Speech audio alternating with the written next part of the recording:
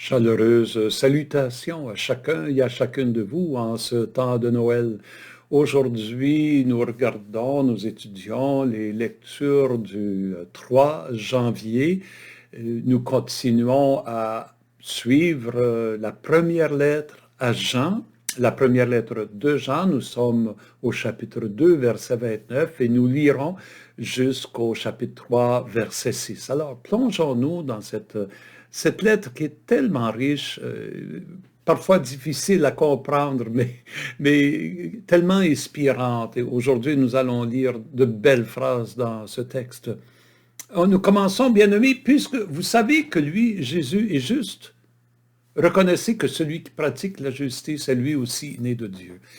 Ici, l'auteur, il veut faire le lien entre la foi en Jésus comme Fils de Dieu et notre vie, comment nous vivons notre vie quotidienne. C'est une chose de croire que Jésus est le Fils de Dieu, mais est-ce que ça change quelque chose dans notre vie? La première chose qu'il dit, c'est que si Jésus est juste, alors il faut savoir que si nous pratiquons la justice, nous sommes nés de Dieu, avec Jésus. Pour Saint Jean, cette idée d'être né de Dieu, d'être engendré de Dieu, l'idée aussi d'être appelé fils et fille de Dieu, nous allons le voir dans un instant, c'est au cœur de l'identité chrétienne. Et cette identité, votre identité, mon identité, elle dépend de notre relation avec Jésus, lui, qui est le Fils de Dieu. Et de notre identité découle une façon d'être. C'est ça ce qu'il est en train de dire. Si nous sommes en relation avec Jésus, avec lui, nous sommes enfants de Dieu, mais avec lui, dans notre vie, nous allons, comme lui, dans notre vie, nous serons fidèles, nous serons justes comme lui est juste. Ici, maintenant, il va faire on pourrait dire, une petite parenthèse de réflexion sur ce titre-là d'être enfant de Dieu. Voyez quel grand amour nous a donné le Père pour que nous soyons appelés enfants de Dieu. Et nous le sommes. On pourrait presque imaginer un point d'exclamation à la fin de cette phrase. C'est l'émerveillement de l'auteur devant la grandeur de l'amour de Dieu qui fait que nous ne sommes pas seulement ses créatures. Dieu est notre créateur, mais Dieu nous invite à entrer dans une relation amoureuse, une relation où nous pouvons l'appeler Père, un Dieu Père qui nous aime comme une mère. Je le répète souvent, il n'y a pas de sexe en Dieu. Mais le titre que nous donnons en Dieu, c'est à cause de notre relation. Avec Jésus, nous sommes fils et filles, comme je l'ai dit. Voilà pourquoi le monde ne nous connaît pas. Il n'a pas connu Dieu. Le monde chez Saint Jean, je le rappelle, il prend souvent ce sens de ce monde qui est tourné contre la révélation, un monde d'obscurité, un monde de ténèbres. Ce monde-là ne connaît pas Dieu, donc ne peut pas reconnaître qui nous sommes. Si le monde ne reconnaît pas la vérité sur Dieu, il ne peut pas reconnaître la vérité sur nous-mêmes. Mais, il dit, mais dès maintenant, ça n'empêche pas que nous sommes enfants de Dieu, même si ce que nous serons n'a pas encore été manifesté. Ici, il y a un beau jeu là, sur ce que nous sommes et ce que nous serons. Nous sommes enfants de Dieu, mais ce que nous serons, ça c'est encore dans le mystère. Ce n'est pas encore manifesté. Nous le savons, quand cela sera manifesté, nous lui serons semblables, car nous le verrons tel qu'il est. Et évidemment, le « il », c'est Jésus ici. Quand Jésus se manifestera, quand Jésus manifestera sa gloire, alors nous le verrons tel qu'il est et nous serons transformés dans cette vision-là. On peut penser que la transfiguration de Jésus sur le mont Tabor, par exemple, on connaît ce récit où Jésus est transfiguré devant ses apôtres. Bien, à la fin des temps, cette transfiguration-là, elle entraînera notre propre transfiguration. C'est un peu ça ce que l'auteur est en train de dire. Et il continue, et quiconque met en lui une telle espérance se rend pur comme lui-même est pur. C'est cette espérance, donc tournée vers l'avenir, croyant qu'il y a ce destin qui nous attend, cette transformation ultime qui nous attend. Mais cette espérance elle-même nous transfigure, déjà aujourd'hui. Elle nous rend pur. Hein? Ce qui est pur rayonne, c'est la gloire qui rayonne. Déjà, cette gloire commence à rayonner en nous nous commençons à être purs comme lui-même est pur. On n'entend pas souvent le langage de la pureté dans le Nouveau Testament, mais je ne peux pas m'empêcher, en lisant ce passage, de penser aux béatitudes dans l'Évangile de Matthieu. Heureux les cœurs purs, ils verront Dieu. Vous vous rappelez cette phrase? Alors la pureté, voir Dieu, la pureté, on le voit ici lié, nous le verrons tel qu'il est. Et la personne qui garde cette espérance-là, elle est pure, comme lui-même est pur. Mais maintenant, il revient au contraire de la pureté. C'est quoi? C'est le péché. Qui commet le péché transgresse la loi, car le péché, c'est la transgression. Il y a ici une opposition. Et la loi, c'est... La loi ici, c'est pas clair de quelle loi. Est-ce qu'il parle de la loi, la Torah juive, la loi de Moïse, ou est-ce qu'il parle de la loi de Jésus? On l'a vu et on le verra dans cette lettre. La loi de Jésus, elle se résume à 2 commandements. Croire en Jésus et aimer ses frères, ses sœurs. Et je reviens au contexte de cette lettre de Saint Jean. Il y a eu un schisme, il y a des gens qui ont brisé la relation, qui ont quitté, ils ne sont pas en amour. Donc ils sont en rupture, ils ont brisé la loi de Jésus. Qui commet le péché transgresse la loi, car le péché, c'est la transgression. Vous savez que lui, Jésus, s'est manifesté pour enlever les péchés. Et qu'il n'y a pas de péché en lui. Évidemment, il est tellement en relation avec le Père, tellement tourné vers le Père, qu'il n'y a pas de place pour cette ténèbre qu'est le péché. Il vit parfaitement dans cette relation au Père et dans cet amour pour ses frères et ses sœurs. Mais, et là il dit, quiconque demeure en lui ne pêche pas. Et il est en train de dire ça à ses lecteurs. Vous demeurez en lui, vous ne péchez pas, mais quiconque pêche, celui qui a brisé le commandement, mais celle qui a brisé le commandement, qui a brisé la communion avec la communauté, ne l'a pas vu et ne le connaît pas. Ne l'a pas vu, ne le connaît pas.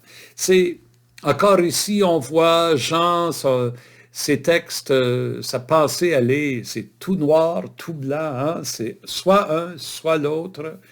On sait que dans nos vies, c'est mêlé, il y a plus de gris. Hein? Alors, quand on lit ces textes-là, il faut penser qu'il y a comme là-dedans un appel. Nous sommes déjà enfants de Dieu, mais ce que nous serons n'est pas encore révélé.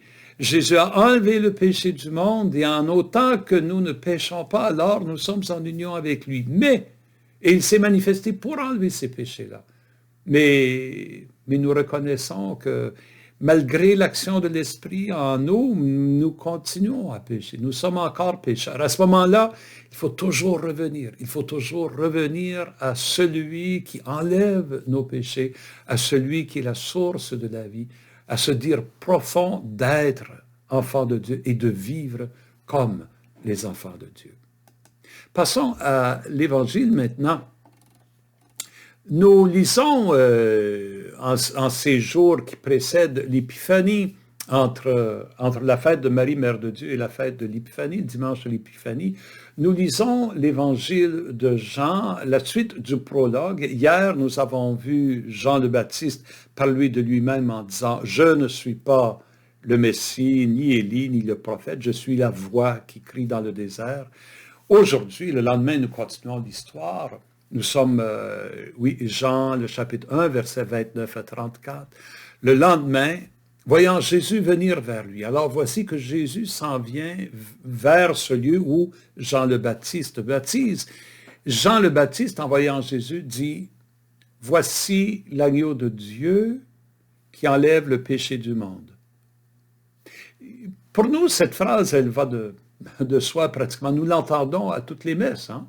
Au moment de la communion, voici l'agneau de Dieu qui enlève le péché du monde, ou comme le texte latin le dit, la traduction latine, les péchés du monde. Oui, c'est un texte que nous connaissons très bien, mais pensons que Jean le Baptiste, quand il fait cette déclaration, il est en train de dire quelque chose de tout à fait neuf.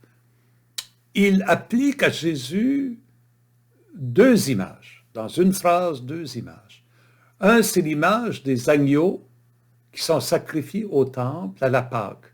En souvenir de la Pâque, pour faire mémoire de la Pâque, de Dieu qui nous a libérés et du début de l'Alliance. Hein. du début de l'alliance en Moïse, donc l'agneau qui est sacrifié au temple, et aussi il fait référence à ces passages dans le prophète Isaïe qu'on appelle les chants du serviteur souffrant, où le prophète Isaïe parle d'un dont le serviteur dont la souffrance et la mort vont enlever les péchés du monde. Jean le Baptiste combine ces deux. C'est l'agneau de Dieu qui enlève le péché du monde. C'est un titre qui est profondément significatif. Il faut aller plonger dans les deux métaphores pour saisir toute la richesse de ce titre que Jean donne à Jésus. Et il continue, c'est de lui que j'ai dit, l'homme qui vient derrière moi est passé devant moi, car avant moi, il était. Nous nous rappelons, il a dit ça dans le texte qu'on a vu hier à l'Évangile, mais c'est aussi dans le prologue. Il fait référence au prologue. Au commencement était le Verbe, et le Verbe était avec Dieu, et le Verbe était Dieu. Donc, avant moi, il était. Il était depuis les débuts. Et là, Jean le Baptiste dit quelque chose d'intéressant. Moi, je ne le connaissais pas. Donc, Jean le Baptiste, pour Jean le Baptiste, là, il est en train de dire son ignorance devant l'identité de Jésus, devant l'identité du Messie. Il était ignorant, je ne le connaissais pas. Si je suis venu baptiser dans l'eau, c'est pour qu'il soit manifesté à Israël. Jean le Baptiste, c'est très intéressant dans l'évangile de Jean, on ne voit jamais Jean le Baptiste en train de baptiser, là, il ne baptise pas Jésus, mais il dit que son ministère de baptême, le but c'est de manifester qui est le Christ à tout Israël. Alors l'auteur continue, alors Jean rendit ce témoignage. Et l'expression grecque ici, c'est l'expression dont on se sert dans un tribunal. C'est un langage juridique. Il est un témoin qui dans une cause, va rendre son témoignage. Quelle est la cause ici? La cause, c'est la cause de Jésus. Contre qui? Contre les ténèbres, contre l'esprit du monde, on pourrait dire. Tout l'évangile de Jean va explorer on pourrait dire, ce conflit entre le Christ qui vient et le monde qui ne le reçoit pas. Alors, il dit, dans ce conflit-là, on pourrait dire presque ce cas de cour, alors Jean rend ce témoignage. J'ai vu l'Esprit descendre du ciel comme une colombe, et il demeura sur lui. L'expression ici, demeurer sur lui, ça parle d'une intimité qui ne cesse pas entre le Père et le Fils. C'est un état, on pourrait dire, l'état d'être de Jésus, c'est d'être continuellement en relation avec le Père dans l'Esprit. Et Jean ne dit pas « je l'ai baptisé et j'ai vu ». Non, le focus ici, pour Jean, c'est l'Esprit qui descend sur Jésus. Et il explique pourquoi. Moi, je ne le connaissais pas. Mais celui qui m'a envoyé baptiser dans l'eau m'a dit, qui est celui qui a envoyé Jean baptiser dans l'eau? Qui a dit à Jean, va baptiser? C'est Dieu. Jean a cette vocation-là, elle vient de Dieu. C'est Dieu qui lui a donné cette mission. Et qu'est-ce que Dieu lui a révélé en lui donnant cette mission? Celui qui m'a envoyé baptiser dans l'eau m'a dit, celui sur qui tu verras l'Esprit descendre et demeurer, celui-là baptise dans l'Esprit Saint. En d'autres mots, il vient de voir Jésus. Il dit, voici l'agneau de Dieu, c'est lui qui enlève le péché du monde. Avant moi, il était, et c'est lui qui baptise dans l'Esprit Saint. Et finalement, il résume tout ça en disant, moi, j'ai vu, et je rends témoignage, c'est lui, le Fils de Dieu. Et il donne ce titre de gloire, on pourrait dire, le Fils éternel de Dieu, c'est Jésus de Nazareth. Oui, durant ces jours qui nous mènent vers l'Épiphanie et le baptême de Jésus, la liturgie nous invite à contempler qui est Jésus, à répondre à la question que Jésus avait posée à un moment donné à Pierre et aux apôtres. « Qui dites-vous que je suis ?» Nous sommes invités en ce temps de Noël, oui, à contempler l'enfant dans la crèche, mais aller plus loin, en disant qui est cet enfant dans la crèche, en exprimant notre foi avec Jean le Baptiste. Et durant les prochains jours, nous allons continuer à creuser cette foi. Nous allons découvrir de plus en plus qui est Jésus et l'impact que son identité et sa mission ont pour chacun et chacune de nous, dans notre identité et dans notre mission au cœur du monde. Joyeux temps de Noël.